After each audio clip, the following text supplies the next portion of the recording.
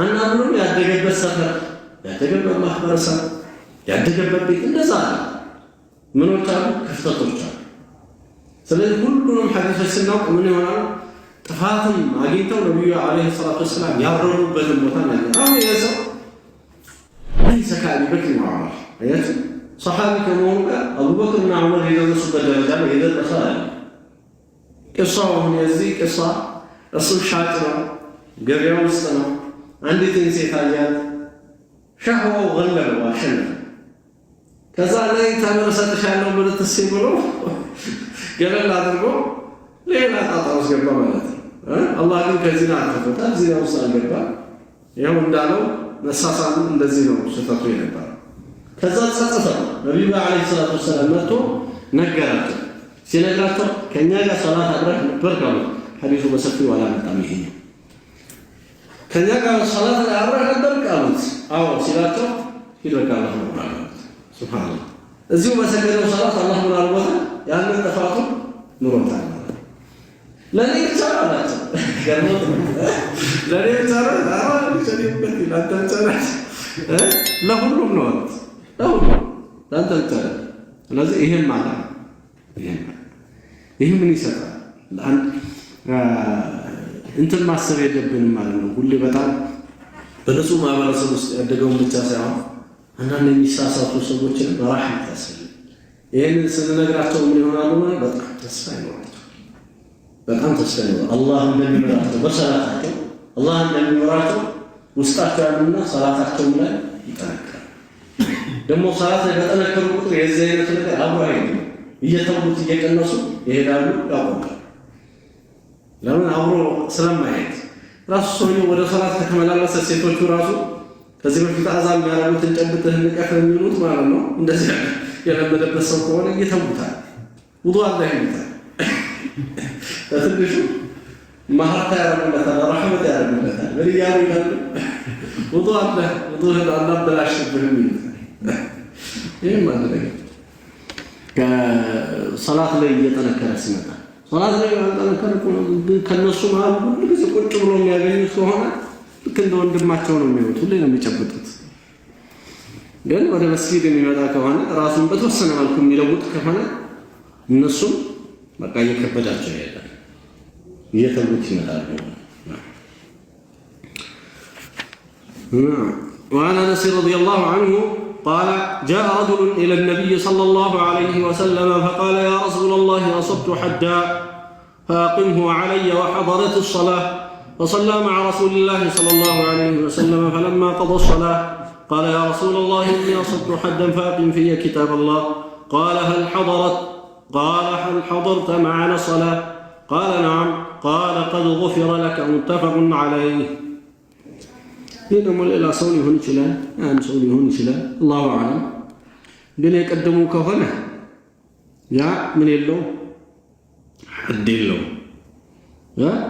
ሐድ የለው።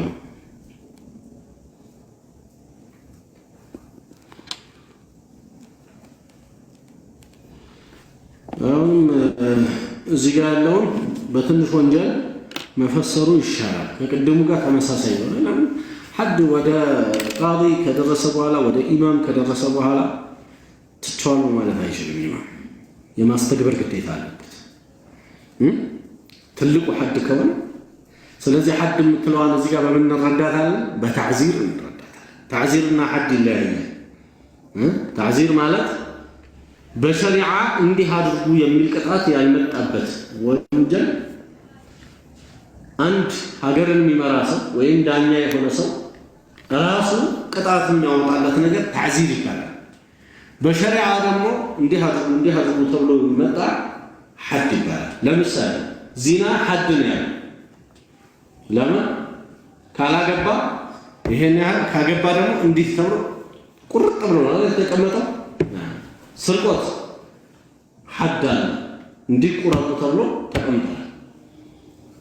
ሰው መሳደብስ አሁን አንድ ሰው ቢሳደብ በሸሪዓ ይቻላል መሰለኝ? ይቻላል አይቻልም። ቢሳደብ ወይ ግደሉት ወይ እጁን ቁረጡት ምላሱን ቁረጡት ሲባል ሰምታችኋል። በሸሪዓ ምን የለም ማለት ነው። እንቅጩን እንደዚህ አድርጉ የሚል የቅጣት አይነት የለም። ስለዚህ እዚህ ላይ ያለው ታዕዚር ነው እንጂ ምን የለም ሐድ የለም። ታዕዚር ማለት ያ ዳኛ የሆነ ሰው ግን ሸሪዓው መሳደብን ስለከለከለ ሸሪዓን ካለፍክና የሰው ክብር ነካህ ብሎ ምን ያደርገዋል ማለት ነው። ሰው ላይ 10 ጊዜ ይገረፍ ነው። ለምሳሌ 40 አይደለም ያኛው የሚገረፈው በዚህ ምናምን የጠረጠረ ሰው ነው። ይሄኛውን ደግሞ 10 ይገረፍ ይችላል። ለምሳሌ ሰው ዝም ብሎ ምን ተሰብሮ ይሳደባል። በእንስሳም በምንም ይሳደብ ሰው አለ አይደል? አንዱን አህያ ያለ ይሳደባል። ሰው ይሄንን ሌላው ማለት ነው የሰው ልጅ ክብር ነካህ ብሎ 10 ወይም 15 ይገረፍ ነው ሊለው ይችላል። ይሄንን ይገረፍ ብሎ የሰጠውን ሁክም ምንድነው የምንለው? ተዕዚር። በሸሪዓ የተቀመጠውስ ሐድ ይባላል። ለዛ ነው በሸሪዓ ሐድ القذف አለ፣ ሐድ الزنا አለ፣ ሐድ القتل እንደዚህ ያ ሁዱዶች አሉ። ሸሪዓ ያስቀመጣቸው ያሐደዳቸው ማለት ነው። አሁን አصبت حد ማለቱ አصبت تعزيرا ማለት ነው። ሐድ ከሆነ ምን የለውም እያልኩ ሐድ ከሆነ ኢማሙ ሲደርሰው ሸሪዓውን የማስተግበር ህግ የማስተግበር ግዴታ አለበት ከአላህ ዘንድ። የአላህ መልእክተኛ ሐድን ምን ማድረግ አይችሉም። ሐድ የሰራን ሰው ምር ያለው ማለት አይችልም። የአላህ ሐቅ ሐድ። ስለዚህ እዚህ ጋር ሐድ ተብሎ የመጣው ምንድነው? تعزير ነው። አንዳንዴ ይተካከል አንዳንዱ ነገር نعم فأقمه علي ቅጡኝ እያላቸው ነው። አጥፍቻለሁ صلاة ተገኘ ማለት صلاة ደረሰ حضرت الصلاة ከዛ ከረሱሉ عليه الصلاة والسلام ጋር صلاة جماعة ሰገደሱ የቡኻሪ ሙስሊም ያለው ይሄ فلما قضى الصلاة ቅድም እንዳልኳችሁ ነው ይሄ ነገር صلاة ሲጨርስ ሰውየው يا رسول الله إني أصبت حدا فأقم في كتاب الله يا الله الهج مالكم كتاب الله የሚለው يا الله الهج በኔ ላይ አቋቁሙ አላቸው። قال هل حضرت معنا الصلاة صلاة ከኛ ጋር ነበርኩ ያሉት قال አዎ ሲላቸው قال قد غفر لك الله ይሩሃል አልቀጣህ ሄዳ نعم